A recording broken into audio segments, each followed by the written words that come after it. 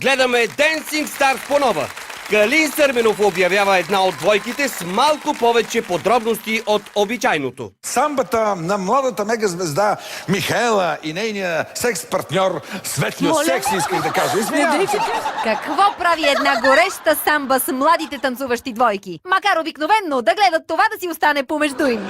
Михаела и нейния секс-партньор Светлио Секси, исках да кажа. Извинявам се.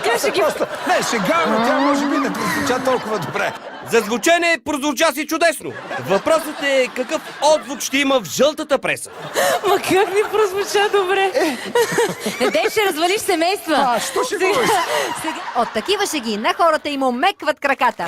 Добре, че тези двамата бяха седнали. На Михаела Филева краката, а на Филипа Иванова от БНТ2 и омекна езика. Любими артисти от българската и световна сцена оживяват в телени портрети. Образите на Тодор Колев, Джоко Росич, Фреди Меркюри и други обичани артисти. Румка, ти кои други артисти от световната сцена обичаш? Обичам още Елтън Джон и Елвис Пресли. Но най-много обичам... Фреди Меркюри. Докато сме на тема артисти, да обърнем внимание и на едно друго сценично изкуство. Изборът на председател, заместник-председател и секретар на ЦИК ще се проведе на 20 март. Защо си мислих, че изборите за цирк са на 25 май? На 25 май са за Евроцирка. Тук става дума за нашия си, локален цирк. Заместник-председател и секретар на ЦИК. Мен, ако питаш май, е време да пускаме завесите. Пожелавам ви хубав и успешен ден. Останете с новините.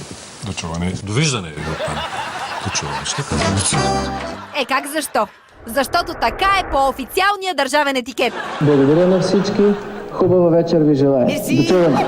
Дочуване. Дочуване и от нас!